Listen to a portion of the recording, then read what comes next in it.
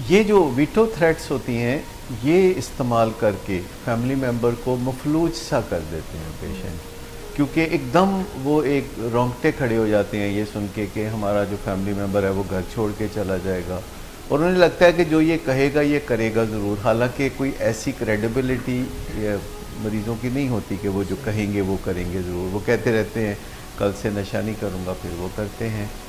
हर इखलाकी कबाहत के पीछे, अक्सर जुराइम के पीछे, मुआशी उलझनों के पीछे ये ज़्यादातर आपको ड्रग एडिक्शन या अल्कोहलिज्म नज़र आएगा। जब भी औलाद में कोई चीज़ देखें जो नामुनासिब है तो 20 सेकंड में उस नामुनासिब चीज़ का ज़िक्र ऐसे करें जैसे टेलीविज़न पे ख़बरें सुनाते हैं। जहाँ भी मामला हो, आप औलाद से 1 मिनट में या खामद या बीवी या किसी सबॉर्डिनेट से अगर आप 1 मिनट में ये 3 बातें कर दें जो 20-20 सेकंड का हिस्सा है, अगर इनका असर नहीं होना तो आप तख्ते तवे पर बैठ जाएं, कुछ नहीं होना। एक नशे के मरीज़ से कोप करने के लिए आपको डेफिनेटली ट्रेनिंग चाहिए। अगर आपका पर्सनैलिटी एथिक पहले निखर गया है तो आप करेक्टर एथिक पे काम कर सकते हैं, और अगर आपका करेक्टर एथिक पहले निखर गया है तो फिर पर्सनैलिटी एथिक पे काम करना होगा। आज का प्रोग्राम जो है वो धमकियों पर है, और हमारे साथ प्रोग्राम में शरीक हैं विलिंग वेज के चीफ एग्जीक्यूटिव ऑफिसर और बैनुल अक़वामी मायानाज एडिक्शन साइकेट्रिस्ट डॉक्टर सदाकत अली सर, आपको खुशामदीद कहते हैं। और डॉक्टर साहब की वेल ट्रेन टीम, यहाँ से मैं शुरू करता हूँ। हमारे साथ नदीम नूर साहब हैं, सीनियर काउंसलर हैं। इधर हमारे साथ जो है young and budding clinical psychologist हैं मिस सामना नवाज़, और हमारी असिस्टेंट डायरेक्टर हैं मिस शुमाइला बतूल, और उधर हैं ज़करिया। ये वीटो की जो टर्म है डॉक्टर साहब, ये मैंने यूनाइटेड नेशंस में जो 5-6 बड़ी ताकतें हैं उनके मुतालिक तो सुनी थी कि उनके पास ये राइट है कि वो वीटो कर सकते हैं, मगर ये हमारे जो एडिक्शन में मुब्तला दोस्त हैं और ये किस तरह से वीटो थ्रेट्स को अपनी ही फैमिली के ख़िलाफ़ इस्तेमाल करते हैं। कि ज़्यादातर जो नशे के मरीज़ होते हैं वो कुछ ऐसे रास्ते निकाल लेते हैं चौमुखी लड़ाई लड़ के कि उनके नशा करने की राह में रुकावटें ना हों, और इसके लिए एक तरीका जो है, बहुत से तरीक़ों के अलावा एक तरीका वीटो थ्रेट्स देना। वीटो थ्रेट हमने ये टर्म उनके लिए रखी है जो किसी के साथ बात करते हैं, जैसे फैमिली मेम्बर के साथ बात करते हैं, और वो ये जानते हैं कि फैमिली मेम्बर्स उनसे प्यार करते हैं, और उस प्यार की वजह से वो कुछ अपने नुकसान की बात करते हैं। जैसे अगर कोई कहता है कि मैं खाना नहीं खाऊंगा, तो बज़ाहिर देखा जाए तो जो खाना नहीं खाएगा तकलीफ़ तो उसको होगी, लेकिन उन्हें पता होता है कि इससे मेरी माँ को भी तकलीफ़ होगी या भाई को तकलीफ़ होगी, या जो कहता है मैं फिर अपने आप को कुछ कर लूँगा, जैसे ज़ख्मी कर लूँगा, या मैं फिर अपनी ज़िंदगी को ख़त्म कर लूँगा, या मैं फिर पढ़ने नहीं जाऊँगा, या फिर घर छोड़ के ही चला जाऊँगा मैं, आप मेरी देखने को तरसेंगे आप। तो ये जो थ्रेट्स होती हैं जिसमें बंदा अपने नुकसान की बात करता है और दूसरे से बात मनवाना चाहता है, ये जो वीटो थ्रेट्स होती हैं ये इस्तेमाल करके फैमिली मेम्बर को मफलूज सा कर देते हैं पेशेंट, क्योंकि एकदम वो एक रोंगटे खड़े हो जाते हैं ये सुन के कि हमारा जो फैमिली मेम्बर है वो घर छोड़ के चला जाएगा, और उन्हें लगता है कि जो ये कहेगा ये करेगा ज़रूर। हालांकि कोई ऐसी क्रेडिबिलिटी मरीज़ों की नहीं होती कि वो जो कहेंगे वो करेंगे ज़रूर। वो कहते रहते हैं कल से नशा नहीं करूँगा, फिर वो करते हैं। लेकिन घर वालों के जहन में बहुत से इमेजेस जाग उठते हैं जब वो कहते हैं कि मैं फिर अपने आप को कुछ कर लूँगा, और चूँकि नशे के मरीज़ों में ये होता भी है, दीवारों को टुड्डे मारना, दरवाजे बैंग करना, और अपने आप को छोटे छोटे ज़ख़म लगाना बाजू पे, दीवारों से बातें तो नहीं करता।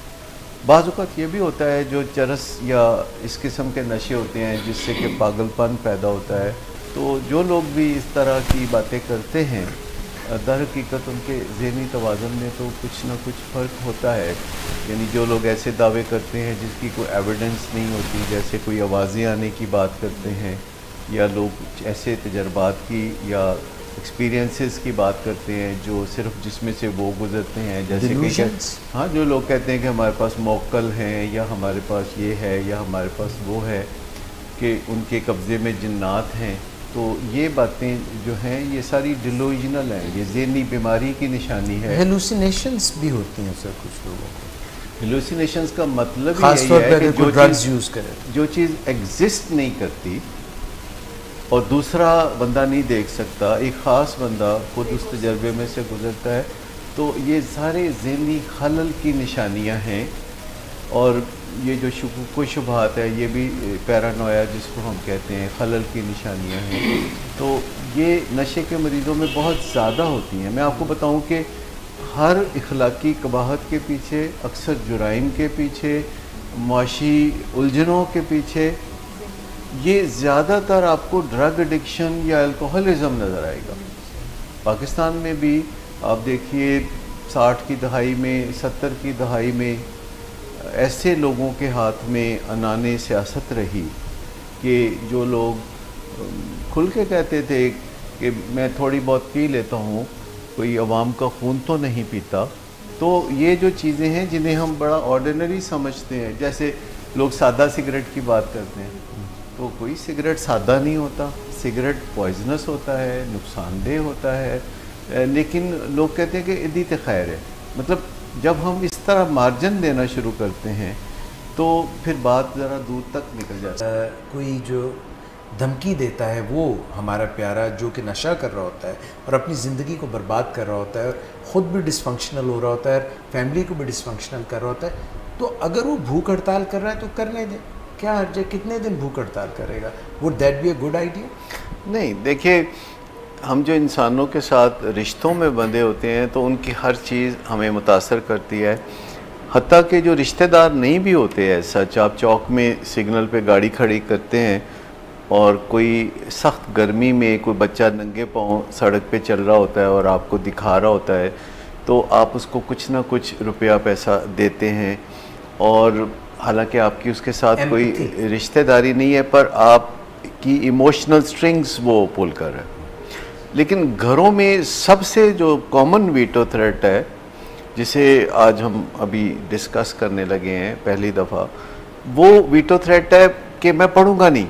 यानी लफ्ज़ों में या लफ्ज़ों के बगैर या इशारे कनाए से घरों में जितने भी टीनेजर है ख़ास तौर पर, वो अपने वालिदैन को इशारे कनाए में ये बता रहे होते हैं कि अगर आपने हमारी बातें ना मानी तो फिर हम पढ़ेंगे नहीं। और पिछले कोई 300-400 साल में आहिस्ता आहिस्ता ये जो स्कूल, कॉलेज और यूनिवर्सिटी की एजुकेशन है, इसका शौक़ और क्रेज़ जो है इस कदर बढ़ गया है कि वालिदैन के लिए ये जानकुनी का मसला बन गया है। यानी उनकी जान जो है सूली पर लटक जाती है जब कोई उनका बच्चा बच्ची जो है पढ़ाई के बारे में इशारे कनाए में ये कहता है, तो वो उसकी हर बात मानने के लिए तैयार हो जाते हैं। और ये एक बड़ी मुश्किल सिचुएशन होती है क्योंकि वालिदैन की तमन्ना बेपनाह होती है कि उनकी औलाद पढ़े। हालांकि पढ़ना या ना पढ़ना औलाद का मसला है, आपका मसला ये है कि वो आपका बेटा है। आपका मसला ये नहीं है कि वो पढ़ेगा कि नहीं पढ़ेगा। इसी तरह नशे के मामले में नशा आपके बेटे का मसला है, आपका मसला नहीं है। आपका मसला ये है कि वो आपका बेटा है। तो आपको अपने रिश्ते पे फोकस करने की ज़रूरत है। जो रिश्ता आपको मुश्किलात दे रहा है, उस रिश्ते की जो मुश्किलात हैं उनको हल करने की ज़रूरत है। देखिए, आप अपने मसले पे फोकस करें कि वो आपका बेटा है और आपका उसके साथ जो रिश्ता है वो माँ बेटे का या बाप बेटे का नज़र नहीं आ रहा। आपको अपने रिश्ते पे फोकस करने की ज़रूरत है कि जो आपका बेटा है और जिसके आप वालिद हैं, क्या आपके और उसके दरमियान बाप बेटे का रिश्ता मौजूद है कि नहीं, या वो रिश्ता कमज़ोर पड़ गया है या वो रिश्ता बीमार हो गया है।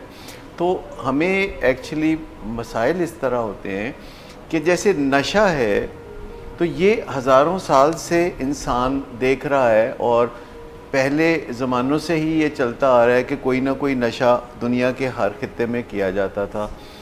और ये पुरानी आफत हो गई है जिस पे वालिदैन उस कदर एकदम से चोट नहीं महसूस करते। मिसाल के तौर पर बहुत सारे ऐसे लोग हैं जो आपको नेशनल सीन पे नज़र आते हैं जो नशा करते हैं, जैसे पायलट्स नशा करते हैं, जैसे कि बहुत से और डॉक्टर्स, इंजीनियर्स ब्यूरोक्रेट्स, खिलाड़ी, ये सब नशा करते सर, हैं, बट सो फार एज वो परफॉर्म ठीक करते हैं जब तक, तो इस पे कोई ह्यू एंड क्राई नहीं होती। लेकिन जब उनकी परफॉर्मेंस ख़राब होती है तो फिर हम नशे के मामले को सीरियस लेना शुरू करते हैं। तो नशा एक पुराना फिनोमेना है, तालीम एक नया फिनोमेना है, ये हमारा नया शौक़ है। बड़ी बड़ी बातों के हवाले से जब बच्चा एक दफ़ा 16 साल का बच्चा कह देता है या 18 साल का बच्चा कह देता है कि ठीक है फिर पढ़ाई का तो फिर अल्लाह ही हाफ़िज़ है, फिर तो वो मैं मुश्किल ही है कि कर पाऊँ, मेरा दिल नहीं लगता इस चीज़ में, अगर गाड़ी ना हुई मेरे पास तो फिर पढ़ाई मैंने क्या करनी है, जब मुझे एक मोटरसाइकिल नहीं आप लेके दे सकते, या जब मेरी आप ये बात नहीं मान सकते, या मेरी वो बात नहीं मान सकते, या मैं अगर पढ़ाना ही चाहते हैं तो फिर मैं तो वो यूके में जाके पढ़ सकता हूँ, मेरे सारे दोस्त यूके में पढ़ रहे हैं। अच्छा, ये जो एक चीज़ है जो एकदम वालिदैन परेशान हो जाते हैं, तो सबसे पहले तो ये पढ़ाई का मामला है। जो नशे के मामले में भी ये होता है कि अच्छा अगर मुझे ज़्यादा आप रोक टोक करेंगे, चरस का क्या है, सारे मेरे दोस्त पीते हैं, वो मेरे सारे दोस्त जो हैं डिस्टिंक्शनें ले रहे हैं चरस पी के और फलाने ड्रग्स लेके और फलाना करके, अगर आप चाहते हैं मैं पीछे रह जाऊँ तो भी ठीक है। मतलब मैं हैरत अंगेज़ तौर पर, अभी मैं कल ही एक पेशेंट से बात कर रहा था, तो मैंने कहा अच्छा जी आपकी ज़िंदगी में क्या मामला चल रहा था, कहते नहीं कुछ भी मामला नहीं था। मैंने कहा तो वालिदैन ने आपको इलाज के लिए भेजा है ना, तो कहते नहीं, वो कहते हैं मैं ड्रग्स करता हूँ, ड्रग्स तो मैं छोड़ चुका हूँ, अभी देखे मैं उम्रा करके आया हूँ। तो मैंने कहा नहीं कोई तो वजह होगी ना कि ये यहाँ तक इलाज तक नौबत पहुँची और आप यहाँ पे आए। तो मैंने साथ ही अपने असिस्टेंट को कहा कि इनका यूरिन सैंपल ले लें, ये कह रहे हैं कि मैं 1.5-2 महीने से ड्रग्स नहीं कर रहा था। तो उन्होंने कहा नहीं वो सैंपल क्या लेने की ज़रूरत है, यूरिन टेस्ट तो इनका हो चुके हैं और ये रिज़ल्ट है। और उसमें 4 ड्रग्स थी, कोकेन इस्तेमाल कर रहे थे जो यूरिन सैंपल में थी, मारिजुआना थी यूरिन सैंपल में, बेंजोडाइज़ेपिन यूरिन सैंपल में थी, और एक कोई और ड्रग, हाँ एम्फेटामाइन थी यूरिन उसके सैंपल में। तो कहते नहीं कोकेन का तो आपकी रिपोर्ट ही गलत है, ये तो मैंने किए कोई नहीं। तो मैंने कहा बाकी 3, कहता वो तो मेरे घर वाले खुद कहते हैं कि बेशक कर लो। मैंने कहा नहीं वो ये नहीं कहते कि आप बेशक कर लो, या आप उनकी गर्दन पे अंगूठा रख के तो मनवाते हैं कि ये मुझे करने दो। कहते नहीं आप उनसे पूछ के देख लें, इस पर उनको कोई इतराज़ नहीं है। यानी जिस चीज़ को गर्दन पे अंगूठा रख के बच्चे मनवाते हैं वीटो थ्रेट्स करके, अच्छा अगर आप मुझे ज़्यादा रोकेंगे तो फिर मैं रातों को घर ही नहीं आऊँगा, फिर मैं बाहर ही रहा करूँगा।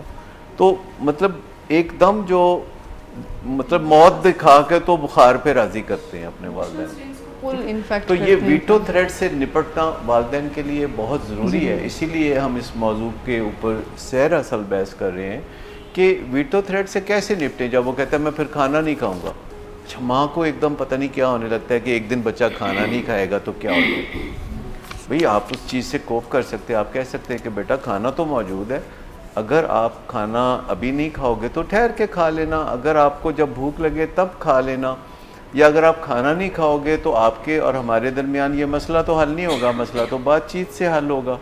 और ये खाना बीच में से कहाँ से आ गया? अगर आप खाना नहीं खाओगे तो हमें भी खाना खाना अच्छा नहीं लगेगा, क्योंकि आपको भूखा देख के हम अपना पेट कैसे भरेंगे? आप मोहब्बत से बात करते हैं तो दूसरा बंदा समझ जाता है, या वो कहता है कि जी अच्छा फिर ठीक है मैं पढ़ूंगा नहीं, तो आप कहते हैं कि बेटा अगर आप पढ़ोगे नहीं तो आपका नुकसान है, अगरचे ये हमें भी अच्छा नहीं लगेगा और हमें भी इससे कोफ्त होगी कि आप तालीम से महरूम रहोगे, और हमें इससे प्राइड भी नहीं मिलेगा, सेटिस्फेक्शन भी नहीं मिलेगा, और आप अपने दूसरे बहन भाइयों की निस्बत पसमानदा ज़िंदगी गुजारोगे।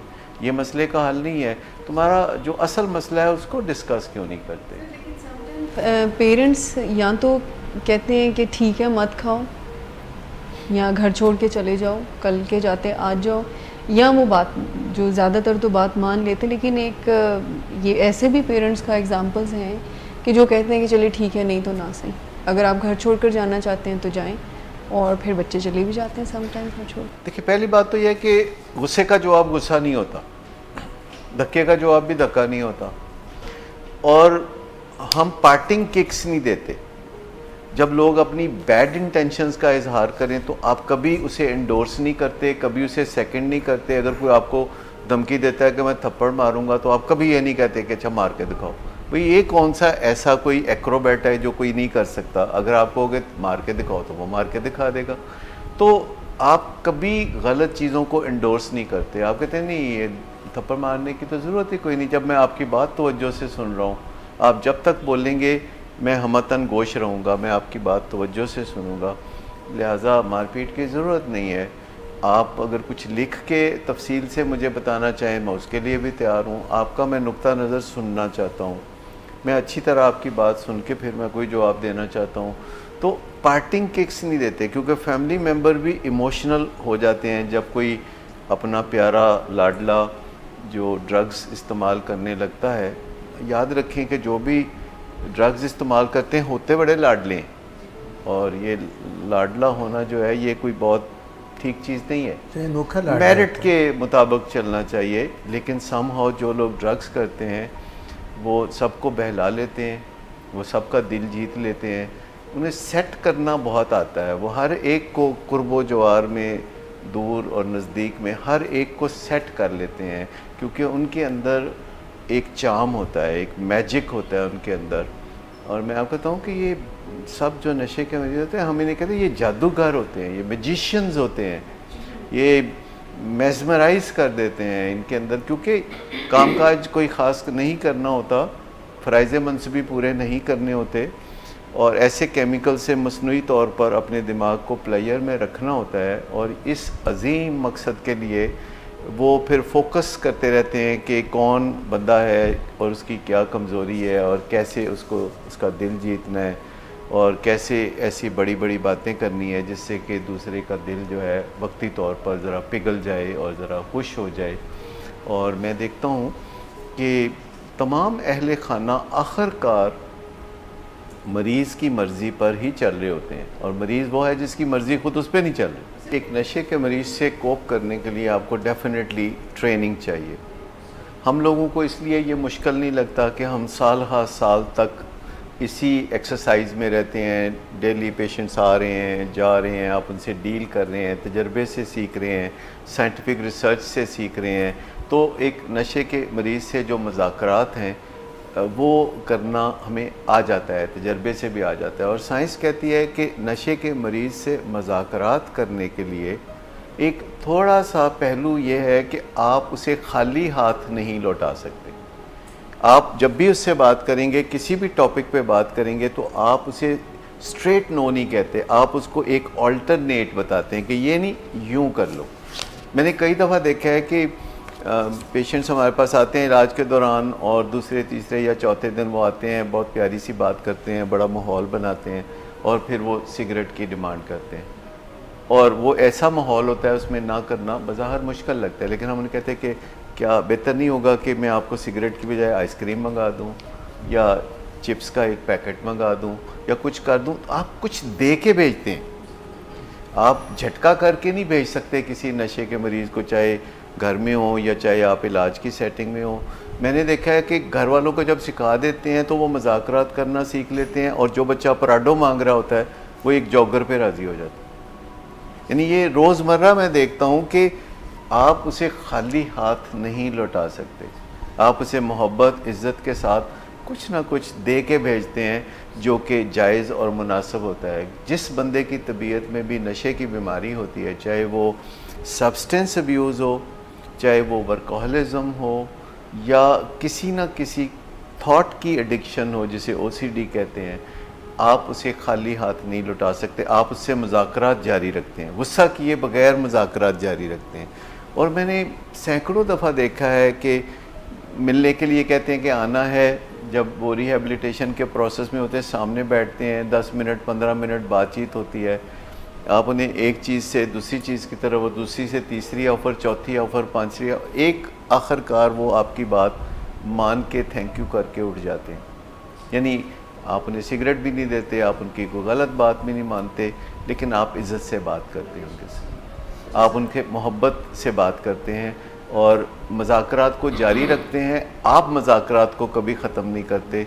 याद रखिए, अगर आप अपने नशे के मरीज़ से मुज़ाकरात को जारी रखेंगे और तिल मिला नहीं उठेंगे और स्नब नहीं करेंगे, तो फिर आखिरकार जल्द या बदेर वो आपकी बात मान के उठेगा और थैंक यू भी बोलेगा। तेरा दिल तो है सनम आशना, तुझे क्या मिलेगा नमाज में, जब आप यूनिवर्सिटी इस नीयत से जाते ही नहीं कि आपने अपने आप को इल्यूमिनेट करना है, आप जाते हैं इस नीयत से कि आपने उस स्टेटस को एंजॉय करना है कि आप यूनिवर्सिटी में पढ़ रहे हैं और आप एक बड़े इंसान बन रहे हैं अपनी तरफ से, सो टू से। और जब आप फरमाइश करते हैं आधे मुंह से वापस पाकिस्तान में अपने वालिदैन से कि मुझे ये चाहिए या वो मुझे चाहिए, आप अंदाज़ा करें कि पंडित जवाहरलाल नेहरू एक यूनिवर्सिटी में पढ़ते थे और बड़ी शान व शौकत से पढ़ते थे, उनके वालिद बड़े अमीर आदमी थे। और एक दफ़ा वो जो गाड़ी गई, मर्सिडीज़ उनको लेने जाती थी, तो वो गाड़ी गई तो ड्राइवर चूँकि नया था तो वो गलत गेट पे वेट करता रहा और पंडित जवाहरलाल को, नेहरू को बहुत कोफ्त हुई कि वो गाड़ी उसको नहीं मिली और उसे किसी और तरीके से घर पहुंचना पड़ा और अपने वालिद से वो नाराज़ हुए कि मुझे गाड़ी क्यों नहीं मिली। तो उन्होंने बजाय इसके कि उसको समझाते कि एक दिन हो जाता है, कभी गाड़ी नहीं भी मिलती तो कोई कोफ्त की बात नहीं, आप किसी दूसरे तरीके से आ गए हैं तो कोई हर्ज नहीं। तो उन्होंने ये नहीं कहा, उन्होंने कहा बेटा देखो तुम्हारी यूनिवर्सिटी के 8 गेट हैं, अब कल से यूनिवर्सिटी के हर गेट पे गाड़ी आपका इंतज़ार करेगी, आप जिस गेट से चाहे बाहर आओ आपके सामने गाड़ी इंतज़ार करेगी। लेकिन जब वो वहाँ से पढ़ के वापस आए तो उन्होंने सादगी को अपनाया, क्योंकि उनके ऊपर एक मुल्क के वज़ीर आज़म होने का बोझ था और उस बोझ तले दब गए। जो ज़िम्मेदार लोग होते हैं वो बोझ तले दब जाते हैं और जो ज़िम्मेदार लोग नहीं होते वो बोझ के नीचे से निकल के तो बाहर हो जाते हैं। सो मैं आपको बताऊं कि ये जो यूनिवर्सिटीज़ के अंदर आप जब दिल से जाएंगे, जब आप लाइब्रेरी में जाके बैठेंगे, जब आप कैफेटेरिया की तरफ रुख नहीं करेंगे या आप यूनिवर्सिटी को रोमांटिक एडवेंचर की जगह नहीं समझेंगे, तकरीबन जो टाइम हमारा तालीम की तरफ तवज्जो देने का होता है वही वक्त हमारा रोमांटिक एडवेंचर्स की तरफ तवज्जो देने का भी होता है। तो ये जो कोइंसिडेंस है कि जिस उम्र में हमने अपने आप को तालीम से संवारना होता है तो उसी उम्र में हम अपने आप को रोमांस से बिगाड़ते हैं और जब रोमांस बिगड़ते हैं तो ट्रेडिशनली फिर हम मजनू बन जाते हैं, फिर हमें सिगरेट तो चाहिए गम गलत करने के लिए, फिर चरस चाहिए उस गम को बुलाने के लिए, फिर हमें शराब का भी चस्का पड़ता है क्योंकि हमारा ब्रेकअप जो हो गया है। तो ये सारी चीज़ें जो हैं ये एक दूसरे से इंटरकनेक्टेड हैं। तो यूनिवर्सिटी कोई बहुत संवार की जगह नहीं होती। ज़्यादातर लोग जो यूनिवर्सिटी जाते हैं वो वहाँ से बहुत संवर के नहीं आते। अगर संवर के आते तो कामयाबी की शरह यूनिवर्सिटी से फारिग तहसील होने वालों की कामयाबी की शरह 4% ना होती। यानी जो लोग यूनिवर्सिटी से फारिग होते हैं तो ज़िंदगी की दौड़ में उनमें से कितने कामयाब होते हैं, वो 4% है। और जो लोग स्कूल में पहला कदम रखते हैं उनका एजुकेशन को मुकम्मल करना, यानी कम से कम 16 साल की एजुकेशन को मुकम्मल करना और अपने असली इरादे यानी वालिदैन के इरादे के मुताबिक डॉक्टर, इंजीनियर या किसी शोबे में आखिरी तालीम हासिल करने का जो इम्कान है वो भी 4% होता है। इससे आप अंदाज़ा करें कि इस दुनिया को कोई पढ़े लिखे लोगों ने बहुत सर पे नहीं उठाया हुआ। असल चीज़ किरदार है कि आप जहाँ भी हों क्या आप करैक्टर एथिक पे काम कर रहे हैं कि नहीं। ये जो दुनियावी तालीम है जो यूनिवर्सिटी में मिलती है ये पर्सनैलिटी एथिक को संवारती है, ये आपको कपड़े पहनने सिखाती है, ये आपको बातचीत करना सिखाती है, ये मेल मिलाप करना सिखाती है, ये समझदारी नहीं सिखाती। तो जो करैक्टर एथिक है वो फिर एक इंसान के अंदर तलब होती है, क्योंकि जब वो पर्सनैलिटी एथिक पे काम करता है और करैक्टर एथिक पे काम नहीं करता तो वो बेचैन रहता है, उसे गुस्सा आता है, उसको परेशानी होती है, वो हर्ट होता है और फिर वो अपने अंदर सोचता है कि ये मेरी तकलीफ़ कहाँ से उभरती है। तो उसे पता चलता है कि ये बाहर से नहीं, ये मेरे अंदर से उभरती है, ये मेरी हड्डियों में कोई फ़र्क है। तो अपनी हड्डियों पे काम शुरू करता है जिसको हम करैक्टर एथिक कहते हैं। पर आप अंदर से शुरू करें आप या बाहर से शुरू करें, बहरहाल आपने बीच में ही आके मिलना होता है। अगर आपका पर्सनैलिटी एथिक पहले निखर गया है तो आप करेक्टर एथिक पे काम कर सकते हैं, और अगर आपका करेक्टर एथिक पहले निखर गया है तो फिर पर्सनैलिटी एथिक पे काम करना होगा। अमलन देखने में यह आया है कि जो लोग पर्सनैलिटी एथिक पे काम करते हैं फिर वो करेक्टर एथिक को गैर ज़रूरी समझते हैं, और जो लोग करेक्टर एथिक पे काम करते हैं वो पर्सनैलिटी एथिक पे यानी दुनियावी आसाइशों और मालो दौलत को बेकार कहने लगते हैं। तो एक दरमियान में जहाँ आपका मिलाप होता है करेक्टर एथिक का और पर्सनैलिटी एथिक का, तो उससे आपकी ज़िंदगी खुशहाली की तरफ गामज़न होती है। यानी कि जब हम यूनिवर्सिटी में जाते हैं तो let main thing be the main thing. अगर हम जो है वहाँ पे गए हैं फॉर एजुकेशन तो उसकी तरफ तवज्जो होनी चाहिए, ड्रग्स की तरफ नहीं होनी चाहिए।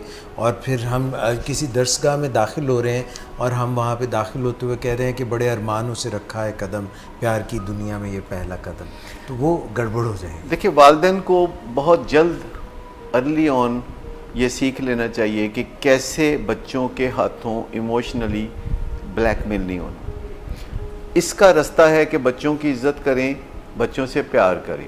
जब आप प्यार ज़्यादा करेंगे और जब आप इज़्ज़त ज़्यादा करेंगे तो आप बच्चों से बदसलूकी नहीं कर सकते।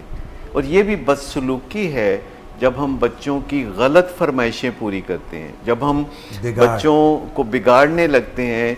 जब बच्चे हमारे कहते हैं कि सब लोग रात को घर लेट आते हैं तो आप मुझे जल्दी आने पे क्यों मजबूर कर रहे हैं, तो आप बच्चों को कहते हैं कि सब लोगों की ज़िम्मेदारी हम पर नहीं है और सब लोगों को हम जानते भी नहीं है। आप हमारे बेटे हो, आप अपनी लॉजिक बयान करो कि रात को देर से कौन सा ऐसा काम है नेकी का जो बाहर होता है जो आप करना चाहते हो और जो दिन को नहीं हो सकता।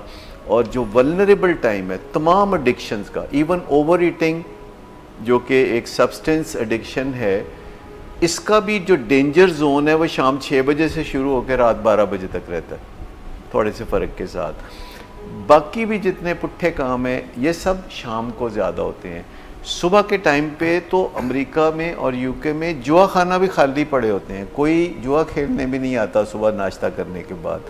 जितने एडिक्टिव बिहेवियर्स हैं ये इवनिंग की तरफ टिल्ट करते हैं, लिहाजा हमें इवनिंग पे फोकस करने की ज़रूरत है, यानी माइक्रोस्कोप के नीचे इवनिंग टाइम को रखने की ज़रूरत है वालिदैन को कि ये कौन से टाइम वल्नरेबल हैं हमारी औलाद के लिए। और बच्चे जब वाकई बच्चे होते हैं तो उस वक्त हम उनसे बातें नहीं मनवाते, और जब बच्चे बड़े हो जाते हैं तो वो हमारी बातें नहीं मानते, फिर वो हमारी मानते नहीं।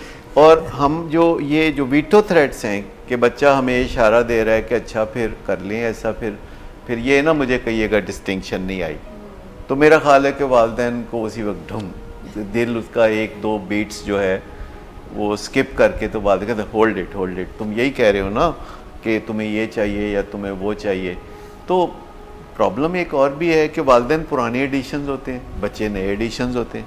तो जो नए एडिशंस हैं वो पुराने एडिशंस के लिए चैलेंजेस पैदा करते हैं। तो वालिदैन को भी चाहिए कि ज़िंदगी में आगे बढ़ते रहें, अगर सर ये ज़माने के साथ चलते रहें।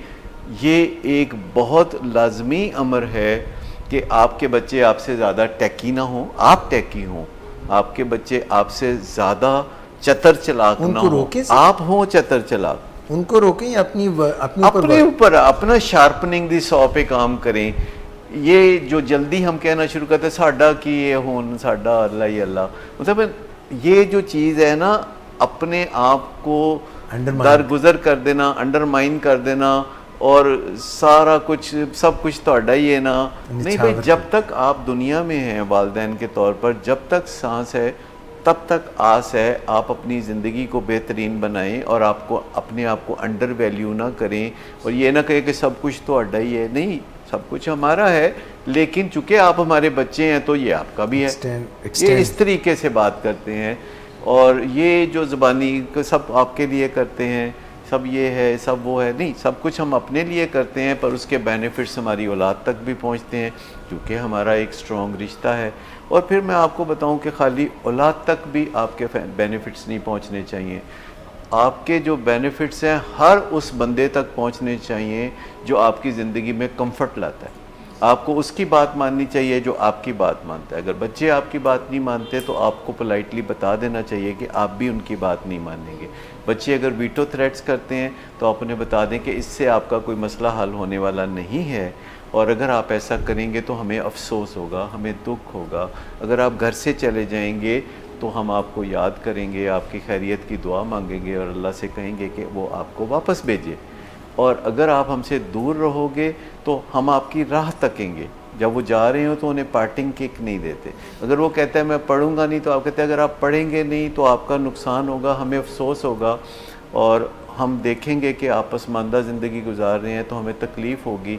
बहरहाल ये आपकी ज़िंदगी है, आप फ़ैसला करने वाले हो। हम ज़बरदस्ती आपकी जगह नहीं पढ़ सकते, हम ज़बरदस्ती आपकी जगह रिकवरी में नहीं जा सकते। मैं आपको बताऊं कि हमारे बच्चे और हम अलग अलग इंसान होते हैं। अगरचे वो हमारे बच्चे होते हैं और हम उनके वालिदैन होते हैं, पर हम दो अलग इंसान होते हैं। और जब नाफ कट जाती है तो माँ और बच्चा भी अलग होते हैं। अगरचे ये बात माँ के लिए तस्लीम करना बड़ा मुश्किल होता है, लेकिन सच बात यह है कि हम अपने बच्चों को पोजेस नहीं कर सकते। हम अपने बच्चों की जगह सांस नहीं ले सकते, हम अपने बच्चों की जगह तालीम हासिल नहीं कर सकते, हम अपने बच्चों की जगह नशा नहीं छोड़ सकते, हम अपने बच्चों की जगह ज़िंदगी नहीं गुजार सकते। बच्चे बच्चे होते हैं, हम होते हैं, लेकिन हम एक दूसरे से प्यारे रिश्तों में बंधे होते हैं। इसलिए लाल पीले होने की ज़रूरत नहीं, ग्रेसफुली एक्सेप्ट करना पड़ेगा रियलिटीज़ को कि हमारे बच्चे जो हैं अगर वो किसी कबाहत में पड़े हुए हैं तो हमें मदद ऑफ़र करनी चाहिए। मदद ऑफ़र करने के लिए लाल पीला होने की ज़रूरत नहीं। मदद ऐसे ऑफ़र करनी चाहिए जैसे आप बाहर किसी को मदद ऑफ़र करते हैं। कोई सड़क पार नहीं कर सक रहा तो आप उसे पार कराते हैं, कोई रास्ता नहीं जानता तो आप उसे रास्ता बताते हैं, लेकिन आप उसको ज़बरदस्ती धक्का नहीं देते सड़क पार करने के लिए। जब वो रेडी होता है तो आप उसकी मदद करते हैं। तो जो आपके टीचिंग मोमेंट्स होते हैं वो बड़े इम्पॉर्टेंट होते हैं, लेकिन असल बात यह है कि उनके लर्निंग मोमेंट्स क्या हैं। और जब भी आप बात करेंगे तो हंगामा नहीं करेंगे। बात करने में और हंगामा करने में फ़र्क होता है। पहले वालिदैन भी बड़ा हंगामा करते हैं, कभी वालिदैन बीमार होकर दिखाते हैं, कभी वालिदैन जो है कमज़ोर पड़ के दिखाते हैं, कभी वालिदैन कभी किसी तरह बच्चों को इन्फ्लुएंस करना चाहते हैं। इन्फ्लुएंस करने का एक ही तरीका है कि आप ताकत के साथ ग्रेसफुली अपने बच्चों से बात करें, और आप बच्चों से ऐसे बात करें कि बच्चे अलग इंसान हैं और आप अलग इंसान हैं। बस फ़र्क यह है कि आपका आपस में रिश्ता है, ये आप जुड़वा नहीं है, आप जुड़े हुए नहीं हैं। आप हमेशा याद रखें कि जब आप बच्चों से बात करेंगे तो असर उस सूरत में होगा जब बच्चों को पता चलेगा कि उनके फ़ायदे की बात की जा रही है। What is in it for me, मेरे लिए क्या है इसमें। जब भी आप किसी से बात करते हैं आप ये ज़रूर सोचते हैं कि इसके लिए इसमें क्या है। जब हम अपनी बात करते हैं मी मैं अपनी बात कर रहा हूँ, तो फिर लोगों को इसमें बहुत ज़्यादा दिलचस्पी नहीं होगी। देखिए, जो IQ है जिसे इंटेलिजेंट कोशेंट कहते हैं, ये इंसान की खूबी नहीं है, ये उसको वदीयत में मिलता है। यानी कोई बंदा अपना IQ बढ़ा नहीं सकता, कोई बंदा अपना IQ कम नहीं कर सकता। ये IQ जो कुदरत हमें देती है ये अल्लाह का तोहफ़ा है। ये जहानत जो होती है जिसकी मदद से हम बार बार मुसीबत में पड़ते हैं, इस बिना पे कि हम निकल आएंगे, इस कॉन्फिडेंस के साथ हम मुसीबत में जा गिरते हैं कि हम निकल आएंगे। और हम बहुत दफ़ा मुसीबत में गिरते हैं, फिर हम निकल आते हैं, और इससे जितना तजर्बा होता है उससे एतमाद बढ़ता रहता है, और हम बार बार गलतियाँ करते हैं, बार बार कूद पड़ते हैं आतिशे नमरूद में इश्क की तरह। और वो जो अकल है वो महवे तमाशाए बाम रहती है। तो असल बात जो इंसान की है वो अकल है, यानी अपने जहानत को अकल में बदलना हम सब इंसानों की ज़िम्मेदारी है। और हम दुनियादारी से, दुनिया में दूसरे इंसानों के साथ रहते हुए और तालीम की मदद से और इल्म की मदद से और तजर्बात की मदद से और दूसरे लोगों के तजर्बात की मदद से और दूसरे लोगों की बातों और गलतियों और ख़ूबियों की मदद से हम समझ रहे होते हैं चीज़ों को। और जब हम अपनी जहानत को तड़का लगा के तो अकल में बदलते हैं तो कारामद चीज़ अकल है। जो जहानत है ये कोई गुड न्यूज़ नहीं है।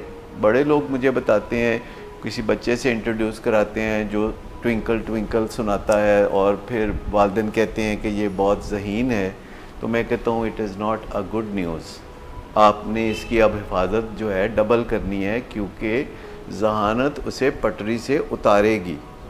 और आपने उसको पटरी पर रखना है और मैनेजमेंट इस बच्चे की ज़रा अच्छी करनी है।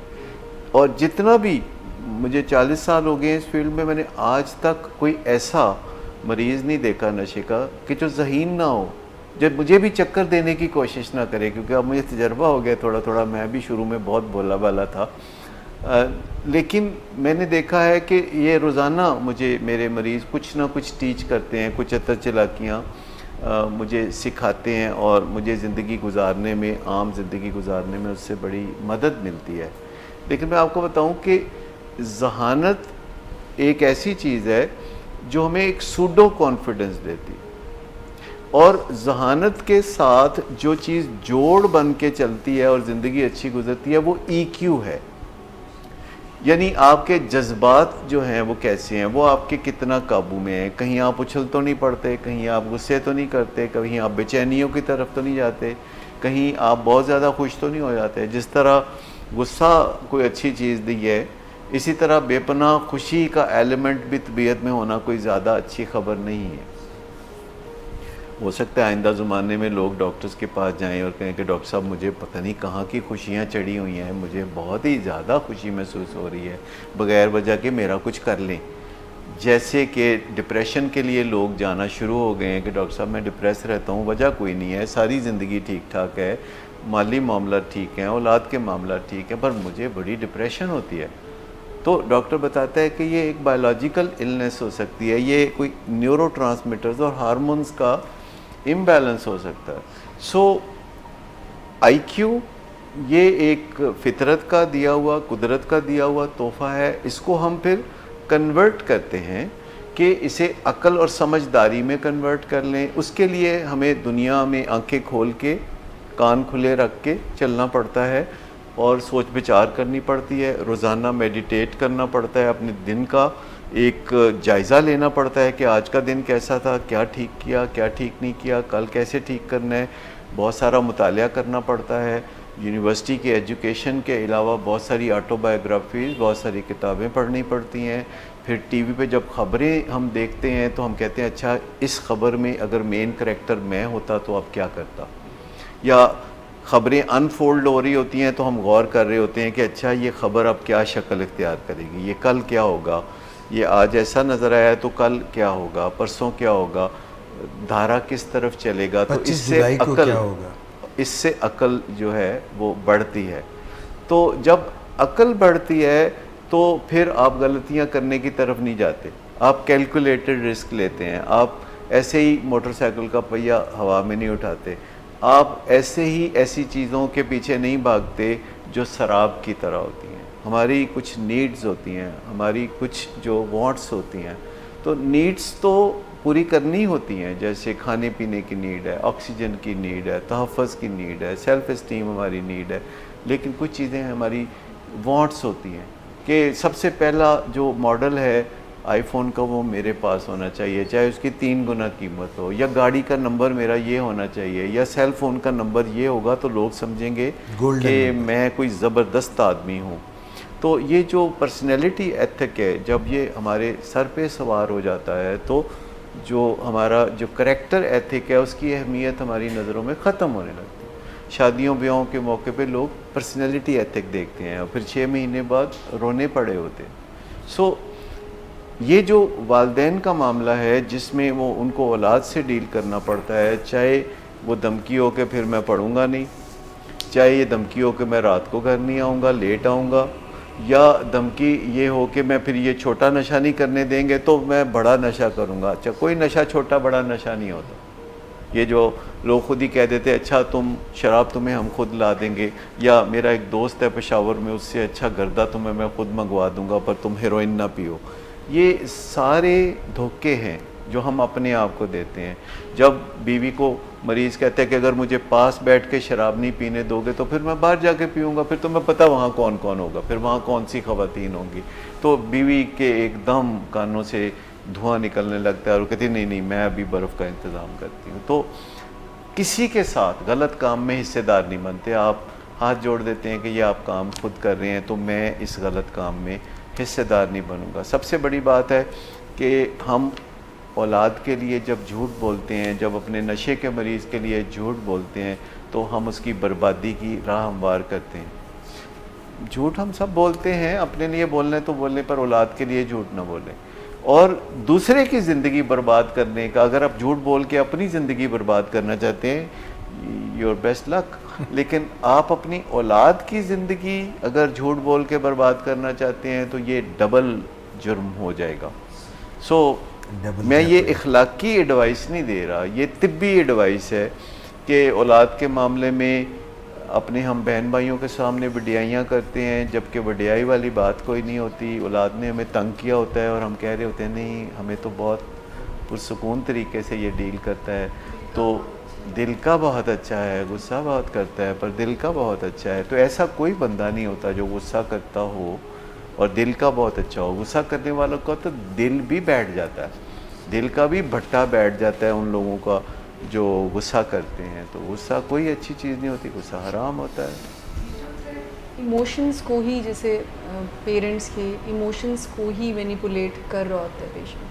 आपकी बात से ये अंदाज़ा हो रहा है कि पेरेंट्स फीलिंग्स को ही स्ट्रेंथ बनाकर, यानी इंटेलिजेंटली अगर उनको हैंडल करें और फैक्ट्स और फीलिंग्स को कन्वे करें, तो वो वीटो थ्रेट्स को जो है वो डील बहुत एमिकेबली कर सकते हैं। 1 मिनट के अंदर अंदर वालिदैन अपने फ़र्ज से ओहदा बरा हो सकते, 1 मिनट के अंदर अंदर। कि जब भी औलाद में कोई चीज़ देखें जो नामुनासिब है, तो 20 सेकंड में उस नामुनासिब चीज़ का जिक्र ऐसे करें जैसे टेलीविज़न पे खबरें सुनाते हैं, जैसे कोई खबरें सुनाते हैं। ब्रेकिंग न्यूज़ में रौला बहुत होता है, लेकिन जैसे PTV की खबरें होती हैं, आराम से पुरसुकून तरीके से जो खबरें सुना रहे होते हैं, तो वो कह रहे हैं कि ये जो तुम्हारा रवैया था, ये जो तुम रात 4 बजे तक तुम्हारे कमरे की लाइट जल रही थी, तो ये मेरे लिए जो है तकलीफ़ दे था। ये अब आप फीलिंग्स बता रहे हैं कि मैं सोच रहा था या सोच रही थी कि तुम अपनी नींद पूरी नहीं कर रहे, तो सुबह यूनिवर्सिटी में कैसे कोप करोगे। तो फिर आखिरी 20 सेकंड में आप कहते हैं कि मुझे उम्मीद है कि तुम अपने सोने के टाइम पे दोबारा गौर करोगे और रात को 10 बजे या 9 बजे सो जाया करोगे। देखिए, आपने कहा कि लेट तुम जाग रहे थे, 1 नंबर 2 कि मुझे उससे कोफ्त हुई और तशवीश हुई, और फिर आप कहते हैं कि आपकी एक्सपेक्टेशन क्या है। तो जहाँ भी मामला हो, आप औलाद से 1 मिनट में, या खामद या बीवी या किसी सबॉर्डिनेट से, अगर आप 1 मिनट में ये 3 बातें कर दें जो 20-20 सेकंड का हिस्सा है, अगर इनका असर नहीं होना तो आप तत्ते तवे पर बैठ जाएं, कुछ नहीं होना। सर, प्रोग्राम के तकरीबन इख्तितामी राउंड में हम जाएंगे सवालात कुछ जो हैं जो अभी तशनाकाम हैं, और वो उनका ताल्लुक़ इसी वीटो थ्रेट्स, इमोशनल ब्लैकमेलिंग से है। अगर कोई प्यारा ये कहे कि मैं ख़ुद को कमरे में बंद कर लूँगा और किसी से भी नहीं मिलूँगा, तो ऐसे में वालिदैन को क्या करना चाहिए, या जो भी हमारा उनसे रिश्ता है हमें क्या करना चाहिए, कैसे डील करें? देखिए, अगर कोई अपने आप को कमरे में बंद कर लेता है तो ये ख़राब ज़हनी सेहत की अलामत है। वालिदैन इससे लाताल्लुक़ तो नहीं रह सकते, लेकिन इस थ्रेट में कोई नाजायज़ बात भी नहीं मान सकते। ऐसे मौके पे हमें ये खैर ख़बर तो रखनी होगी कि वो अकेला कमरे में क्या कर रहा है, लेकिन हमें उसकी कोई नाजायज़ बात नहीं माननी। अगर वो कमरे में से बाहर नहीं आता तो हम कमरे में जा सकते हैं, उसके कमरे में जा सकते हैं। और ऐसे घरों में ये पहले से ही बंदोबस्त होना चाहिए कि जहाँ हमें हमारा वास्ता किसी नशे के मरीज़ से हो या किसी टीनेजर से हो जो क्राइसिस पैदा करता है। घरों के अंदर वैसे भी ये हमारे पाकिस्तान में है बहुत लॉक सिस्टम। आपको पता है यूके में घरों में कोई कमरों के दरमियान कोई लॉक सिस्टम नहीं होता उनके यहाँ, क्योंकि उन्हें शायद इसकी ज़रूरत महसूस नहीं होती। लोग वैसे ही एथिक्स के मुताबिक नॉक करके जाते हैं या इजाज़त लेके जाते हैं। ठीक हो गया। डॉक्टर साहब, दूसरा सवाल ये है कि जो लव्ड वन है, जैसे आपने अभी थोड़ी देर पहले फरमाया था, वो कहते हैं जी मैं पेशावर से गर्दा मंगवा दूं या कोई ऐसी चीज़ करें, तो कहेगा अगर आपने मुझे ये ना इजाज़त दी कि मैं अपनी ड्रग ऑफ चॉइस यूज़ करूं, तो मैं ख़ुद ड्रग डीलर बन जाऊंगा।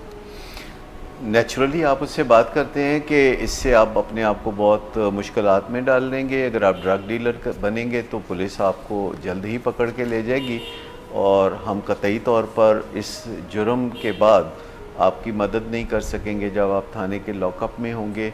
तो हम कोई रिश्वत दे के या सिफारिश के ज़रिए आपको नहीं छुड़ाएंगे। आप ठंडे दिल से ये बात सोच लें। लेकिन मैं आपको बताऊं कि गर्म माहौल की बजाय आप ठंडे माहौल में जब आप अपनी औलाद को बता देते हैं कि आप क्या करेंगे और क्या नहीं करेंगे, और दोहराते रहते हैं कि आप क्या क्या क्या करेंगे और क्या क्या नहीं करेंगे, तो आपकी औलाद फिर आपको आजमाती नहीं है। वरना बाज़ औक़ात तो बच्चे ये कह देते हैं कि मैं आपके साथ रहना पसंद ही नहीं करता। अच्छा, ये वो अब धमकी नहीं दे रहा कि मैं कहीं चला जाऊंगा, वो कहता है कि जी मुझे किसी जगह अलग फ्लैट लेके दें जिसे आप मेंटेन करें और मुझे वहाँ भेजने से पहले लिबर्टी से शॉपिंग भी कराएं। तो घर वाले जो हैं बाज़ औक़ात इस हद तक मुश्किलात में होते हैं कि वो एक ट्यूनिंग सी उनकी हो गई होती है, उनका एक सॉफ्टवेयर सा बन गया होता है कि उनके बच्चे हर चीज़ को कैश कराते हैं। अगर हजामत करानी है तो वो उसका कहीं 5,000 होगा हजामत का, और अगर आपकी मर्ज़ी की हजामत होगी तो फिर 10,000 चाहिए। हजामत है मतलब जो वालिदैन कहते हैं कि नहीं यूँ ना बाल रखो और यूँ रखो। मापियाँ दी हजामत हुई। अच्छा, मापियाँ दी हजामत हुई। अच्छा, बाज़ को बच्चे कहते हैं कि भाई ने चूँकि गाड़ी का एक्सीडेंट किया है और उस पर 35,000 खर्च हुआ है तो मुझे आप 35,000 वैसे ही दें। मैं भी तो कर सकता हूँ ना एक्सीडेंट, मैं नहीं करता तो इसका मतलब है एट लॉस। अच्छा, और घर वाले पहला जवाब पता है कहते नहीं 35,000 ज़्यादा है, तू 20,000 लगा। उनको लगता है कि ये ठीक है, आपके मुँह जायज़ है, बिल्कुल जायज़ है। और बहुत सारी ऐसी बातें जो कि ख़ुद बच्चे के अपने फ़ायदे में होती हैं, वालिदैन ये साबित कर देते हैं कि ये बच्चे का नहीं है, उनका फ़ायदा है, और बच्चे उसको कैश कराने लगते हैं। लेकिन मेरा मामला रहना चाहिए और आपका मामला रहना चाहिए। अगरचे मेरे और आपके दरमियान एक बहुत गहरा खूनी रिश्ता है या दोस्ती का रिश्ता है या ताल्लुक़ नाता है या हम बैठे इकट्ठे काम करते हैं, कॉलीग हैं, लेकिन हमारी जो बाउंड्रीज़ हैं वो बुलर नहीं होनी चाहिए, बुलर होके बुलंद हो जाए, तो ये अच्छा नहीं है। हमारी बाउंड्रीज़ क्लियर नज़र आनी चाहिए। देखिए, आप इंडिया और पाकिस्तान के दरमियान आपको बाउंड्रीज़ क्लियर नज़र आती हैं। आप जहाज़ पे कराची से फ़्लाइट पे आते हैं तो आप देखते हैं कि वो बल्बों की एक कतार बता रही होती है कि उसके दूसरी जानिब जो है इंडिया है, इस जानिब पाकिस्तान है। और दुनिया के हर मुल्क में, आप यूके में जाके उतरें तो वहाँ एयरपोर्ट के अंदर ही होगा कि ये बाउंड्रीज़ हैं यूके की, अभी आप बाहर हैं। यानी आप ये ना समझे कि एयरपोर्ट पे आप उतर गए हैं तो आप यूके पहुँच गए हैं। जहाँ आपके पासपोर्ट पे वीज़ा देखा जा रहा होता है उसके पीछे लिखा होता है कि यूके की बाउंड्रीज़ इसके बाहर है। यानी वो क्लियर करके हर चीज़ बताते हैं। तो अगर मुल्क अपनी बाउंड्रीज़ के बारे में, क्योंकि दुनिया में मुल्कों के भी आपस में रिश्ते होते हैं ना, लेकिन अगर मुल्क अपनी बाउंड्रीज़ का इतना एहतराम करते हैं, सरहदों का हम सब इतना ख्याल करते हैं कि सरहदों पे हम फ़ौजें रखते हैं और सारा साल रखते हैं।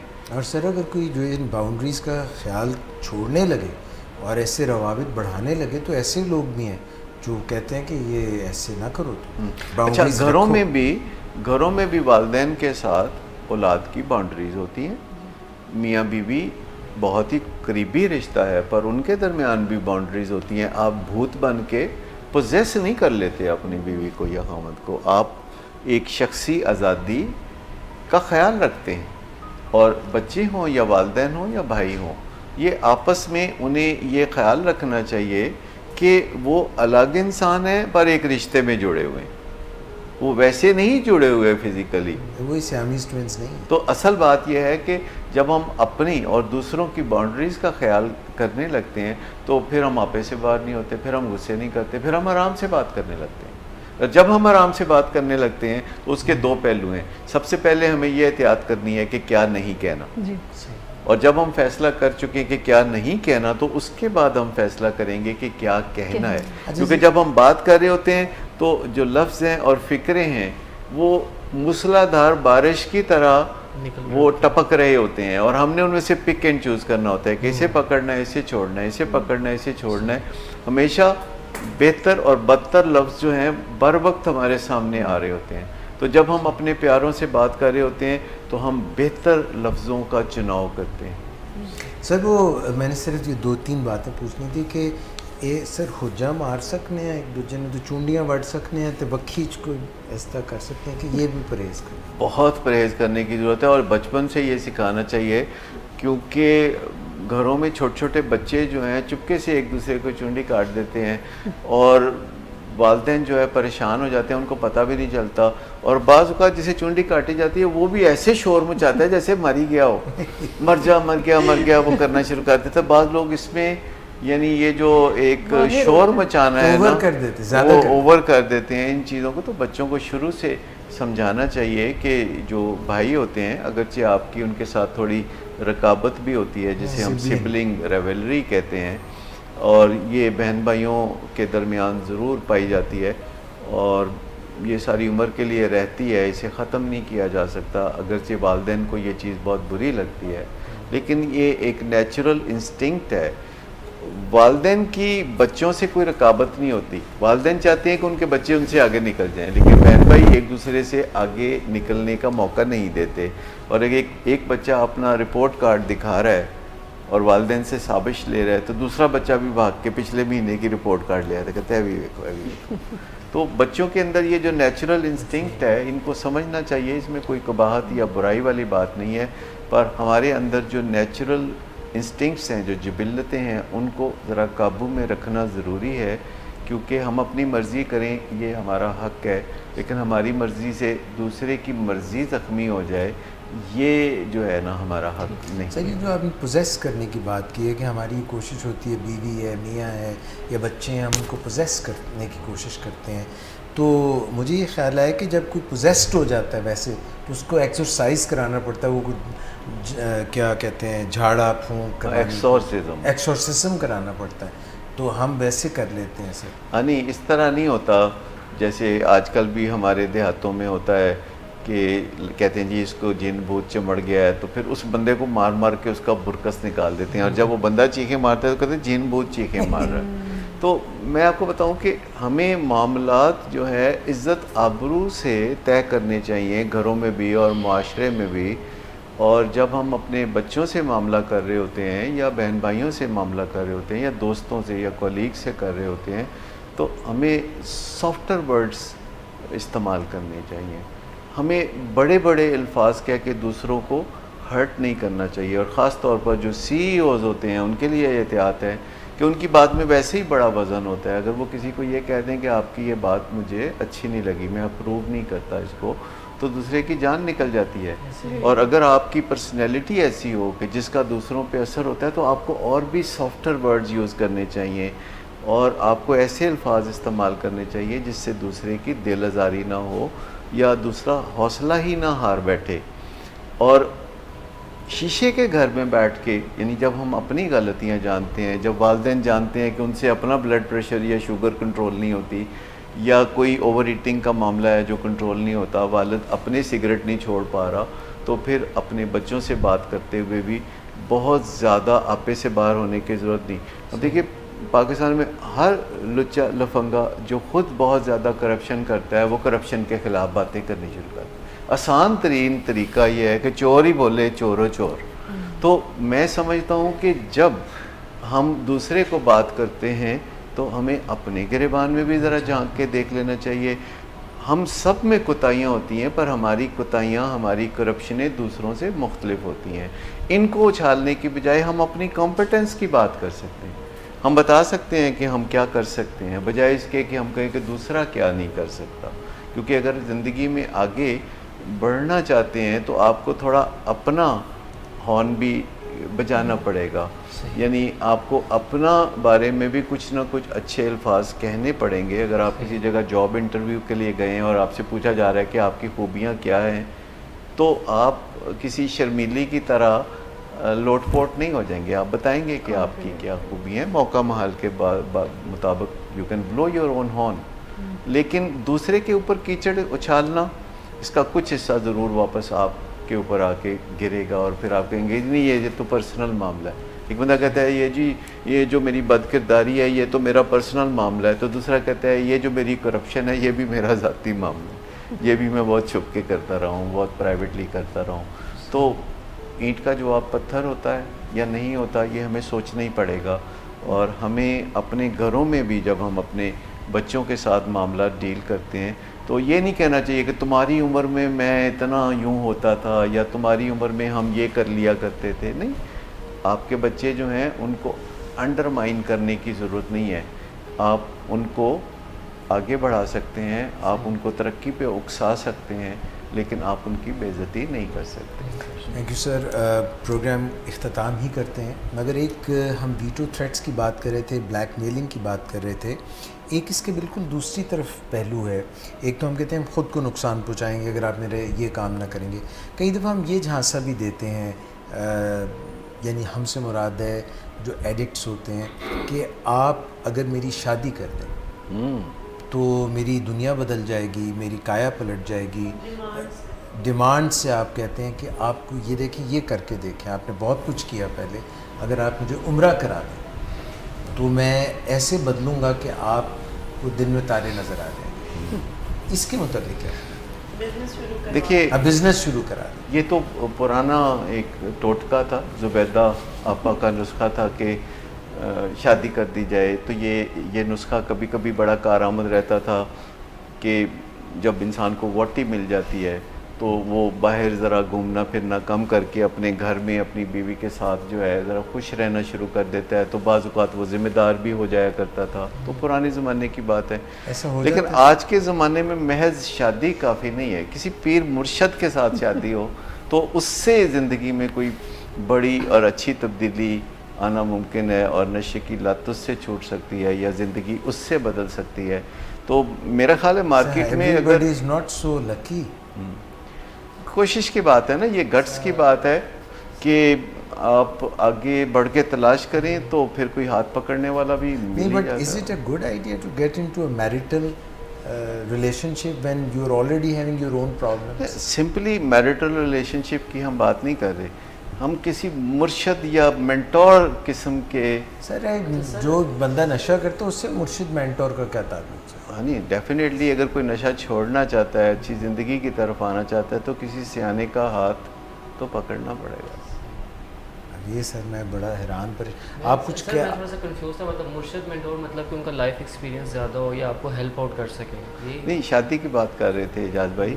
तो मैंने कहा कि अगर शादी इस नीयत से करनी है कि उससे नशे की बीमारी छूट जाए तो फिर भी किसी आम खातून से शादी करने की ज़रूरत नहीं है, फिर तो किसी पहुंची हुई खातून से शादी करने की या फॉर दैट मैटर कोई बंदा भी ऐसा है तो उससे।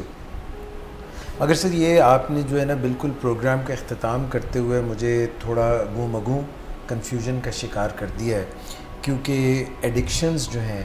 एजाज भाई शरारतें ना किया करें। नहीं सर, मैं ऑनेस्टली बता रहा हूँ, क्योंकि एडिक्शंस में हम ये भी बात करते हैं कि कभी कभी सिर्फ सब्सटेंस की एडिक्शंस नहीं, शख्स अशख़ास की भी एडिक्शंस हो जाती हैं। मुझे सर गाने आज उल्टे सीधे याद आ रहे हैं, जिसमें एक गाना है मुझे तो तेरी लत लग गई, और लत पाँव की बात नहीं कर रहे सर, वो सचमुच कह रहे हैं कि मुझे तो एडिक्शन हो जाता है। तो ऐसा भी हो जाता है। मुश्तरी होशियार बात सर आपने, क्योंकि जो प्रोग्राम के अवाइल से लेके आखिरी इजाज़ भाई बाकी बदमाशियाँ अगले प्रोग्राम पे ना छोड़ दे, ये जो आप करने जा रहे हैं आप। नहीं सर, मैं सचमुच लोगों को सही बता रहा हूँ कि आपने उन बातों पे ज़्यादा गौर करना है एडिक्शन के हवाले से, जो डॉक्टर साहब पहले बता रहे थे, जो आखिर में हम बातें कर रहे थे, पीर व मुर्शिद की तलाश। इसमें कहीं ऐसा ना हो कि आपको अपनी राह रास्त भी भूल जाए, तो ये भी ज़रा सोच समझ के कीजिएगा, क्योंकि इंसान कभी कभी अपनी तलाश में ख़ुद को ही गुमशुदा कर देता है। अपना बहुत ख्याल रखिएगा, दुआ में याद रखिएगा। विलिंग बेस के फ़ोरम से आज की इस नशिस्त को बर्खास्त करते हैं, फिर मुलाकात होगी। अल्लाह हाफ़िज़।